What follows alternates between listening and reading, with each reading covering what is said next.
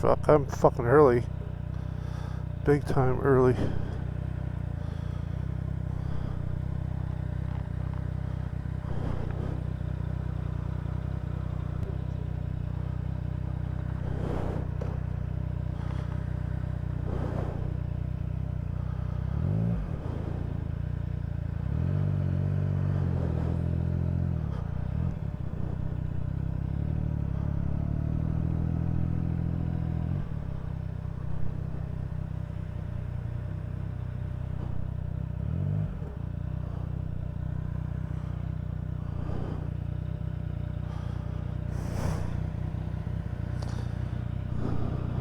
It's been a while since I did a video about my bike.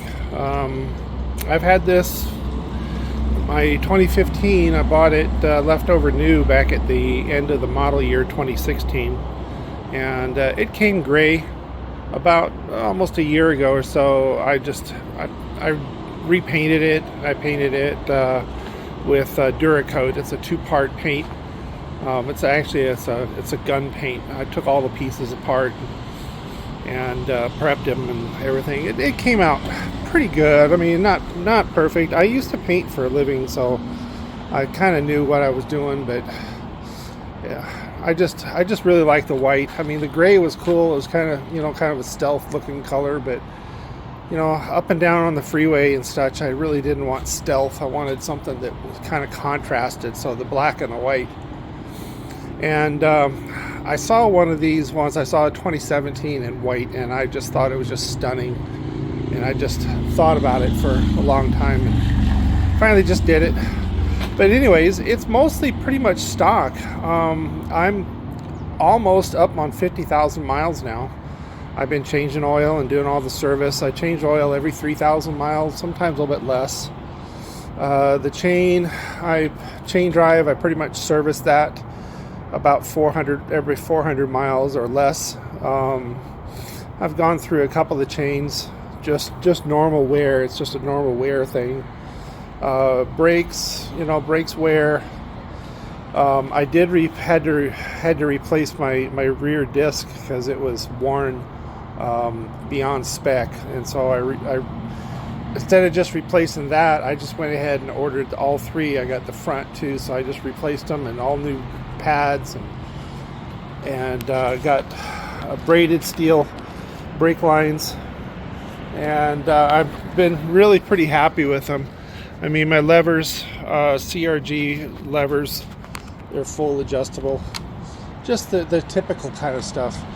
About the first week I had it, I broke my stock handguards, and so I replaced them with these bark busters, and every once in a while I'll break a piece of plastic or something. I'll hit something or whatever, and so these are I replaced. I mean, the frame, the metal frame, I've had since I first bought it, but the plastic parts I've replaced a couple of times. Just normal wear and usage.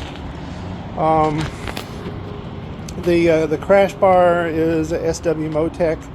I had one similar to it on my Kawasaki Versys, and then the skid pan is a T-Rex Racing, and it mounts to the frame. It fits really well, and it was. I don't remember how much I paid for it. It really wasn't very cheap. It was kind of pricey, but I had a SW Motec skid pan or skid plate, and I hit a piece of a tire on the road once, and I bent the heck out of it. But I'm really convinced that skid plate saved my oil pan. Otherwise it would have. The oil pan is just cast aluminum. I'm sure it would have broke that, and then I'd be calling it a tow truck. But I fixed it, and then later I bought this one. The exhaust is stock. This is just a M4 slip-on, and on this particular bike, the exhaust is all one piece. So I had to cut the exhaust, and I had to cut the pipe and slip this on, and then it's held on with a with a clamp, and I got some stainless steel rivets inside to keep it from swinging back and forth. But I just, that was just the muffler. The stock muffler was just kind of an eyesore. You know, it worked just fine, but it was just ugly, and I like the look of this a lot better. And in this one, I have the Stage 2 sound baffler, or the dB killer. It's twice the length of the regular sound dB killer. It's a little bit louder than stock, but not that much. I wasn't looking for noise. I was just looking for a nice tone and just a better look, you know, because the other one was just ugly. So, you know, most of the stuff I've done is just normal things that anybody else does to their bike. I mean, the stock windshield really sucked. That was one of the first things I did. And then, of course, the seats, I replaced them with Sargent seats. And on my seat, I have the Alaska Leathers lamb's wool sheepskin. I've gone through a few of them. They wear out after a while, but it just feels a little bit better. It gives me, I don't know. I got to where I just really like them, because without it, I feel like my butt slips around a little bit on the seat. One of the things I did recently do, I replaced the clutch, and instead of just a stock clutch, I went ahead and got the clutch from the 2017, which is a slipper clutch. So I had to replace the clutch boss and a bunch of other parts, and of course all new discs and all the other parts that go with it. And I even put the exterior cover, the cover that comes with the 2017, because it's got a sound insulator, because, you know, this engine makes a lot of noise anyways. There's a lot of clicking and clacking. It's just normal sounds, but also it's a heat insulator. But I don't know. I can't really notice the difference. My other clutch, I just changed it because I'd had it for a long time and I thought maybe it was worn, but when I took it apart and measured it, it was still well within spec. I didn't really need to change it, but I wanted to try out the slipper clutch, and you know, all the newer bikes are coming with it. So like I say, I can't really notice a difference, you know, but supposedly if you downshift too fast and let off the clutch, it'll keep the rear tire from skidding. Got the KC lights on the front. They're not DOT. I just use them for when I need a little bit extra light. Here I'm drying out my jacket because it's August, and I just got here to my destination here.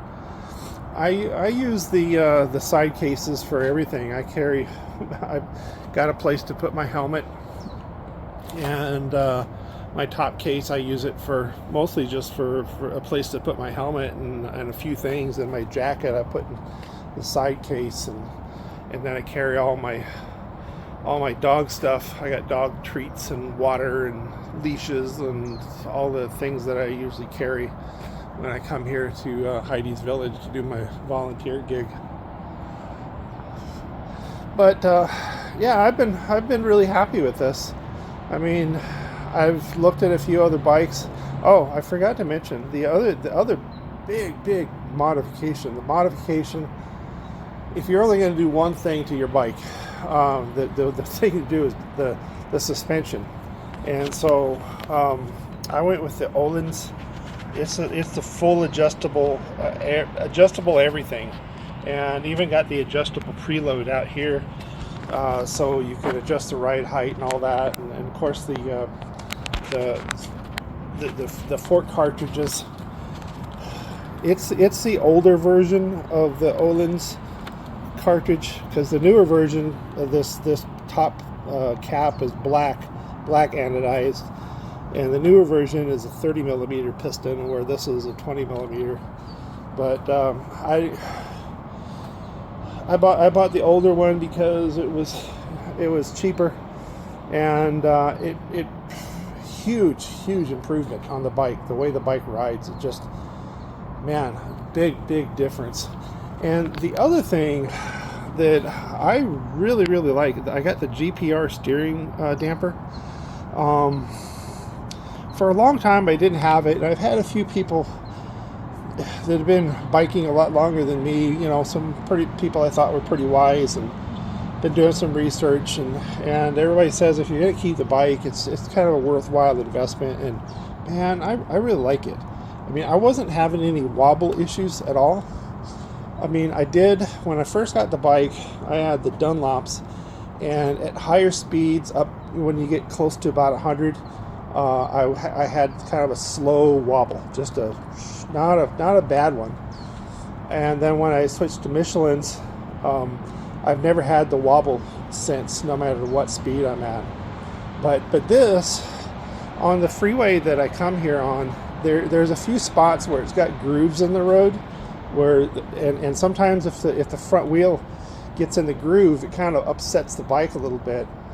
Or if I hit a hard bump or something, I'll kind of feel it in the steering. But the damper really kind of takes up that. It just gives it a little bit more of a steady feel. And it's full adjustable, and it's fully rebuildable. You can get rebuild kits for this, and there's videos on it of how to rebuild it and how to refill it with oil. I think it takes a 15 weight fork oil.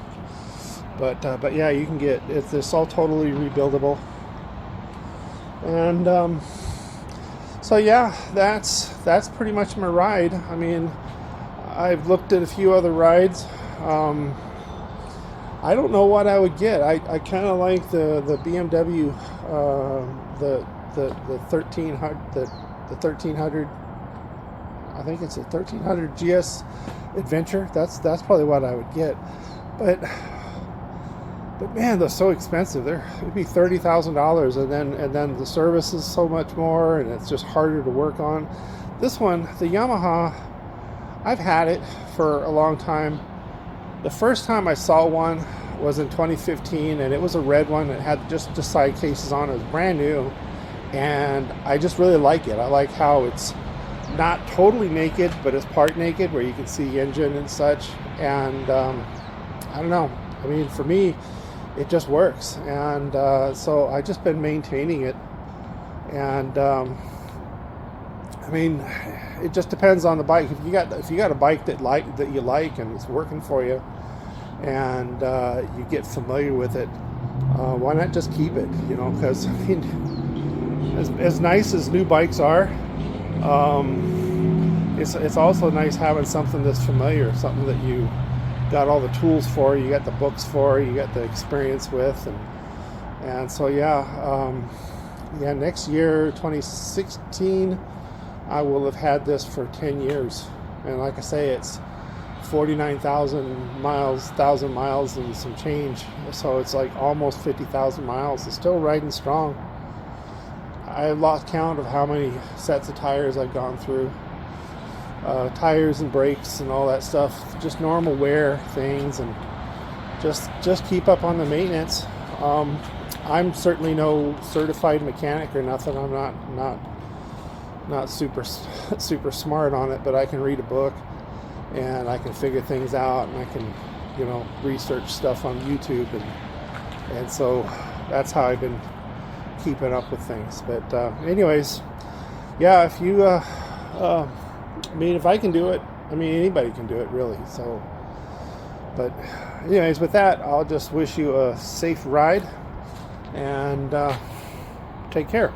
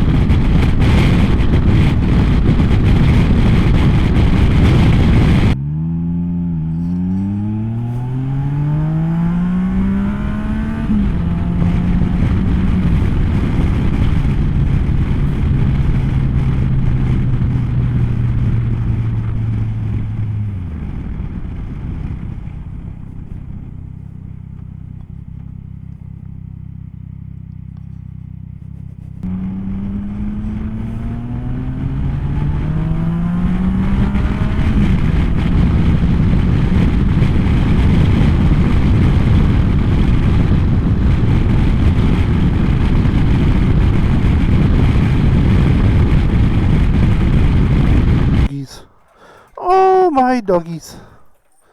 Oh, my doggies.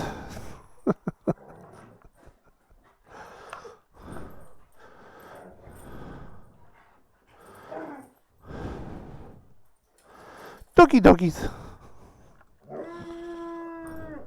Come here.